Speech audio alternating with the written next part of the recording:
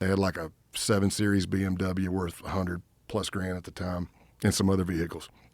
While they were with them, so here I am on timeout in my garage sweating my tail off in McAllen, and I've got my 2 phones. I'm talking to the undercovers. I'm talking to Tim Sylvia. I'm telling them where to go.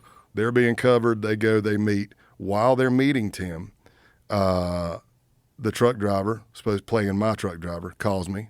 You can hear me clearly on the recording. I'm talking on it, and I tell him how much to pay Tim for the stolen vehicles. And Tim was like, hey, I'm going to report the BMW stolen on Friday. And I said, can you make it Saturday? It gives me 24 hours more to get this thing into Mexico. And they did that. And then when they went to load the vehicles, he hit them for an 18 a key for 10 keys. And they said yes. And they ended the case with them doing a ruse delivery of that dope. And so you ask about the relationships. So this is how it ends. I'm in Nevada helping put on an undercover school.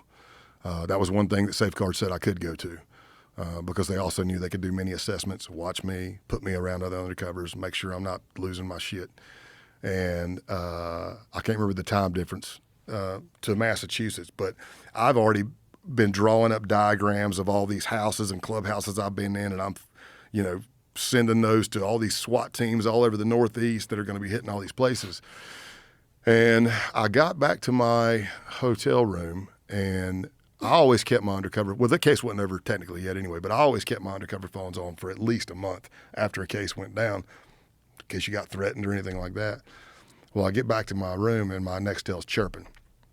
And I check, and it's Scott Town. He's left me a message. So I chirp him up, and he's all raspy voice because he's been just woken up. And he's like, hey, man, I just want you to know your truck driver, Tony, and the other guy, they were beating Big Timmy. And I don't know what happened, but I think they all got locked up. Well, he doesn't know that I'm an undercover. He's telling me that was the takedown day. So he's calling me, and I'm like, oh, I said, well, you know what, brother, I appreciate that. I said, I don't always control everything they do. Sometimes they do side jobs on their own. I said, they were not up there for me, but I'll try to find out what's going on. He said, let me tell you what I'm going to do. He said, I'm going to get up, get cleaned up. I'm going to find out what the hell's going on. I'm going to call you back. And I said, okay. His last words to me were, I'm going to get choked up. His last words to me were, I love you, brother. And I chirped back and I said, I love you too. And he didn't know that a SWAT team was going to be hitting him in about 40 minutes. Wow. That's the last time I talked to him. He'll probably hear this. I got a 50-50 shot. If he walks up, I'll hug him. He probably wants to beat the shit out of me, but Jesus. Man. Is he out? yeah, he's out now. How much time did he do? I think he did like 8 or 10, somewhere in there. Do you have this anxiety of running into those guys somewhere? Yes and no. It really comes with the job. However, somebody pointed out a difference to me the other day. I'm like, look, man, as a cop or as an agent, you're locking people up and they're getting out. If you get threatened in Greenville County, if you're working for Greenville County Sheriff's Office, let's say we're here. Was it Travis County? If you get a legit threat in Travis County, do you think they got the money in the budget or they would even spend money in their budget to move you to another town? No. But in the FBI, we have that. You hit the threat system, they move you somewhere, change a bunch of stuff.